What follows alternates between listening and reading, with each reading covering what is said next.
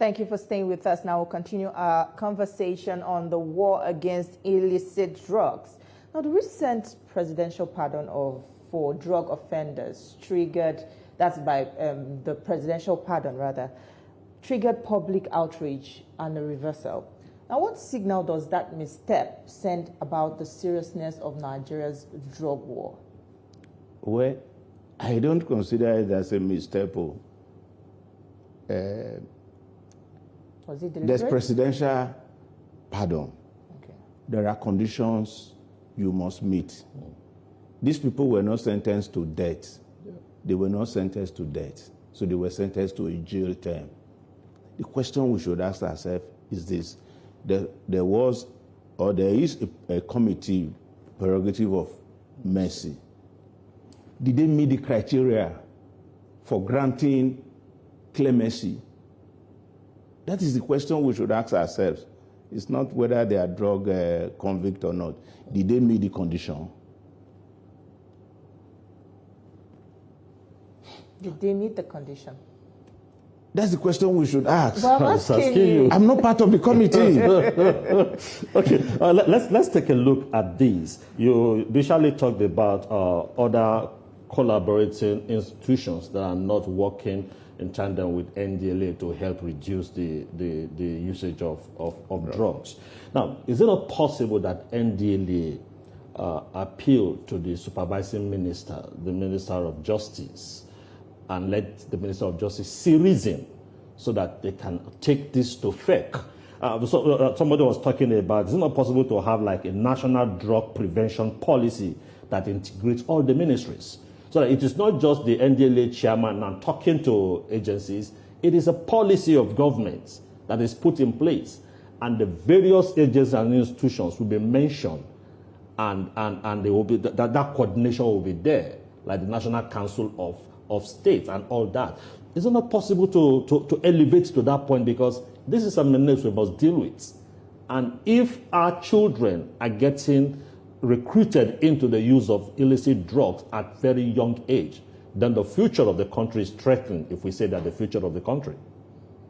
You see, I was telling an honorable member yesterday, I said, must we legislate on everything?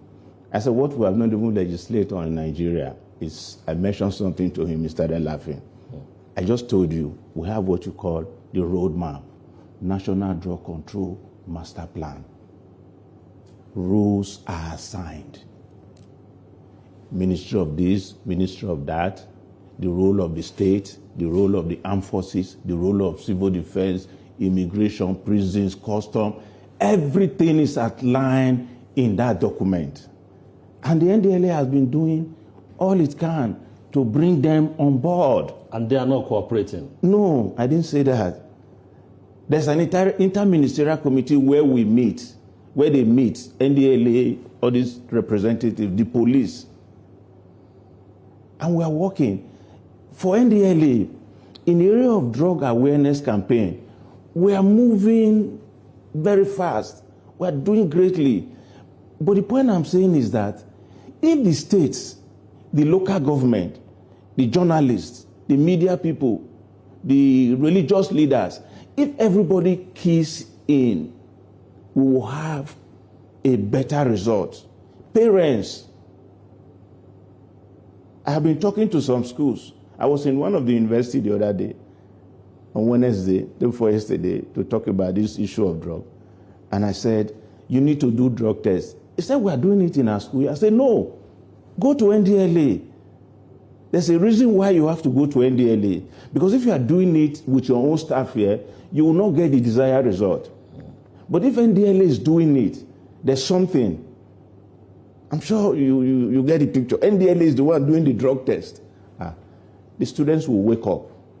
You spoke about addressing the demand of these drugs, and we cannot deny the fact that, marijuana also is sort of like a pharmaceutical demand. Some drug companies actually require this marijuana to produce drugs. And the value of medical marijuana is projected to grow at $65.9 billion by 2030, with a compound annual growth rate of 21.2%.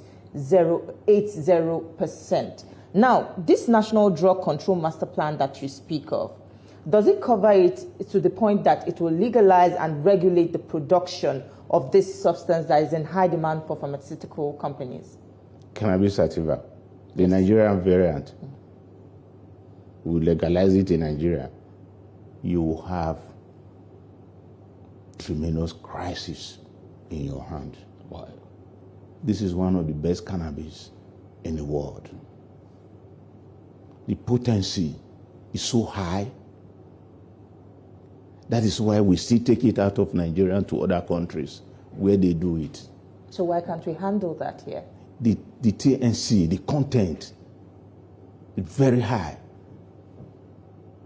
That if you legalize it, then you can regulate. How do you regulate it, tell me? You legalize it, you say people can use it. Oh, I don't understand. What do you mean by legalizing it? It's not for people to use it without being arrested. I'm talking about the pharmaceutical use now, because some companies actually require it to make drugs. So how do you also legalize it for them to use and also control the usage so that it doesn't spill over to people that don't even need it? The drug we are saying, the legalized marijuana is this marijuana, they say, what do you call it now? Medicinal marijuana. Yeah. It's not different. They're not using it to do Panadol. They're not using it to do Fensic. No. We're talking of the legalized use of marijuana. So, like if you legalize it, there will be crisis. I'm sure to come to your station here, there will be crisis. Look, I don't know whether you are following what is going on in America, where they say they legalize some drugs and all the rest. Despite what America is doing, they have drug crisis, opioid crisis. People walking like zombies in California state. Let us just leave this first. I think there are other areas we can find money for Nigeria, not for cannabis now. Yes, until probably we're able to have the cannabis, the cannabis sativa that we have now. Maybe we're able to modify it to reduce the TCN that is in. Then we'll now begin to probably think of, and you know one funny thing, you know, we need to be able to strengthen our enforcement very well. You know, we're still a young country. Let us not run faster than our leg. Young country at 60-something? Which is, how old is America? You want to measure us with America? I say, how old is America? I'm asking, you want to measure Nigeria with America? You know, you develop. You know, we are developing. We will get to the stage where we now say, let's legalize marijuana. Let us not be in a hurry so that we don't create a problem. We don't look for money and create a problem we cannot manage. All right. There's a growing push for drug tests for political office holders and also security agents. Now, do you support the mandatory drug screening before they assume office? Yes. Why? Are they complicit? It will, no. It will send a signal to the youths. Our leaders are doing drug tests and they are free from it. Because we also want the youth to do. So some people are saying, if you're asking the youth to do the test, why are you not also asking the politics? What my chairman, my former agency, the chairman, did say, is for everybody. Politicians, students, workers. You want to employ people, let them do drug tests. It's everybody is advocating for, and I support that initiative. And let me tell you, NDLA has done some great things on this drug test. They have made it so easy now that if you want to do drug test, you go online.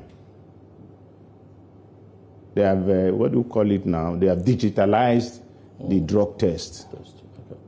All NDLA is asking for today is let everybody come and do this drug test. Okay. If we do this drug test, it will really, really help this country. Okay, you're talking about drug tests. I still like us to go to the aspect of enforcement. And let's avoid the situation where we try to shift the blame. The success of the fight against illicit drug is, if it's successful, is the achievement of the NDLEA. And you said at the beginning, you said there is both the supply and the demand. Yeah. And your success is not measured by you curtailing the supply alone. Your success is measured by you curtailing supply and demand. So let's face it, we have a crisis on our hands. You're successful, I mean the NDLEA, in the supply.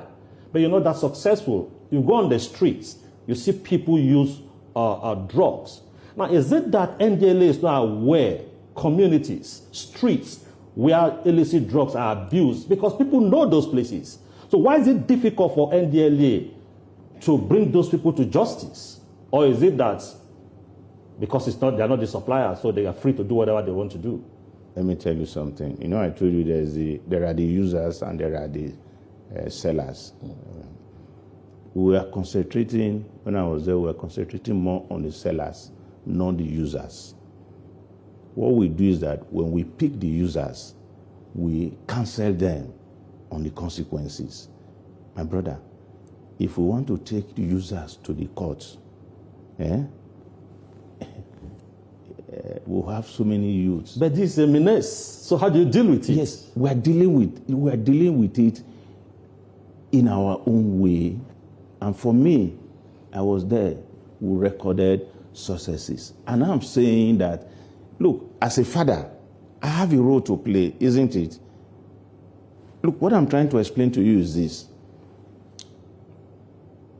In reducing demand, there are so many parts to it. There are so many people that needs to play a role in it, the whole. NDLEA is part of it. NDLEA is doing its own. The state is not doing its own. The father is not doing its own. The community leader is not doing its own. The local government is not doing its own. The religious leader is not doing its own. NDLEA is doing its own very well. The statistics are there. How many sensitization programs they have organized? How many advocacy visits they have done? Nigeria is a big country. We realize that, you see, drug problem is everybody's problem. Indeed.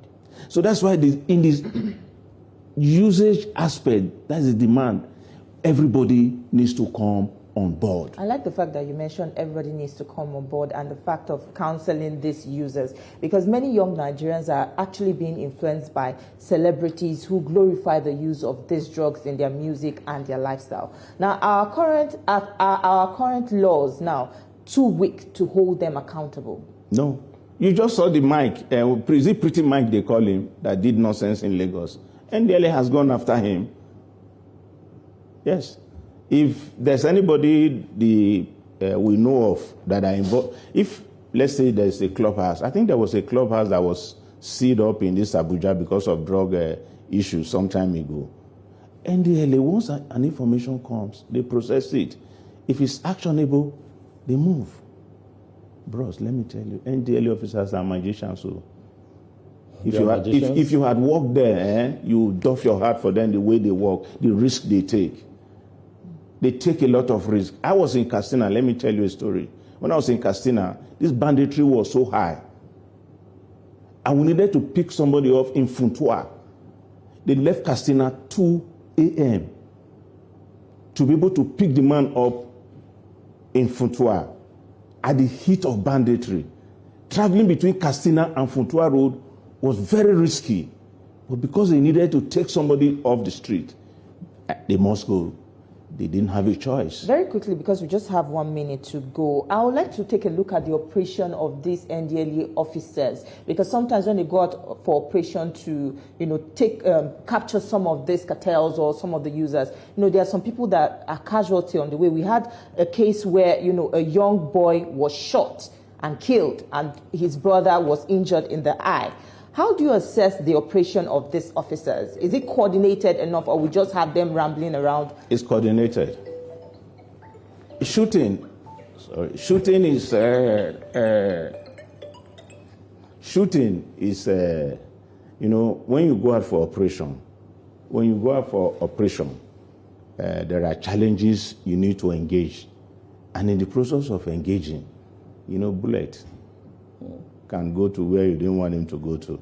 So, you see, before we go out in NDLEA, you must do your surveillance, you must do your operational planning report. There are so many things that will come in. We don't just wake up, okay, they say Mr. A is doing drugs, then we go there. No way. There are so many things that must take place before we move in. So we plan very well. All right. Well, we've run out of time. I hope that we could establish more on this topic because it's quite a sensitive one, and I think this is still on the table, but maybe some other time. Thank you so much for your time on the program. It's a pleasure speaking with you this morning. Thank you for having me. Thank you. Thank you for being a part of our conversation. Now we'll hand you over to Lagos, where Ria and the rest of the team are standing by to continue with the rest of the show. Of course, TJ Sue, thank you very much. Very, very important conversation. Thank you.